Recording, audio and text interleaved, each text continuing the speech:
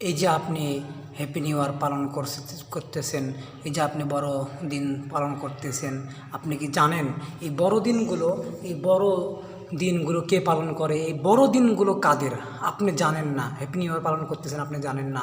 রাসূলুল্লাহ সাল্লাল্লাহু আলাইহি সাল্লাম বলছেন যে আমার জীবনে তিনটি বড় ভয়। আমার উম্মত হিন্দুদের সঙ্গে মিশে যাবে, আমার উম্মত মূর্তি পূজা করবে, আমার উম্মত হিন্দুদের সঙ্গে মিশে যাবে, আমার উম্মত মূর্তি পূজা করবে, আর একটা ভয় হলো ভ্রান্ত আলেম। তো সম্মানিত উপস্থিতি, আল্লাহ নবী বলছেন যে আমার উম্মত হিন্দুদের সঙ্গে মিশে যাবে। এটার মানে কি বুঝেছেন তিনি? হিন্দুরা, ইহুদিরা, খ্রিস্টানরা তারা বড়দিন পালন করে, তারা হ্যাপি নিউ ইয়ার পালন করে। আপনি কি জানেন আপনি মুসলমানের সন্তান হয়ে হ্যাপি নিউ ইয়ার পালন করতেছেন?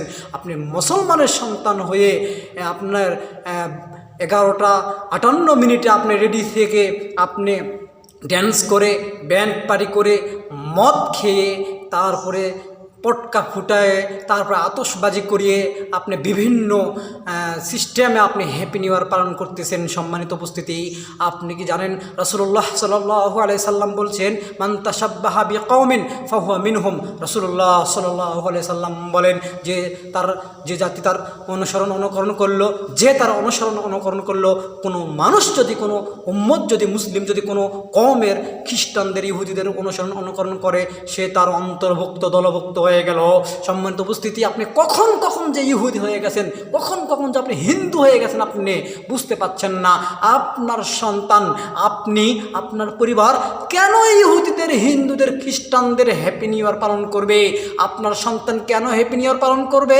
আপনি আপনার সন্তানকে আজকের দিনে আপনার সন্তানকে আপনি বাড়ি থেকে বের হতে দেবেন না।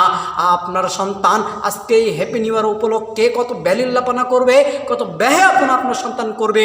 এই হ্যাপি নিউ ইয়ার থেকে আপনার সন্তানকে দূরে রাখুন। সম্মানিত উপস্থিতি, এই হ্যাপি নিউ ইয়ারকে কত ব্যালিল্লাপনা করবে, কত নারী পুরুষ একাকার হয়ে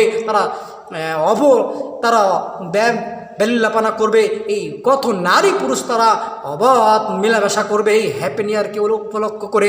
সম্মানিত উপস্থিতি, তাই হ্যাপি নিউ ইয়ার থেকে দূরে থাকুন, আপনার সন্তানকে দূরে রাখুন। এই হ্যাপি নিউ ইয়ার থেকে দূরে থাকার চেষ্টা করুন। আল্লাহ সুবহানাহু ওয়া তাআলা আপনাকে আমাকে বোঝার তৌফিক দান করুক। আল্লাহুম্মা আমিন। আসসালামু আলাইকুম ওয়া রাহমাতুল্লাহি ওয়া বারাকাতুহু।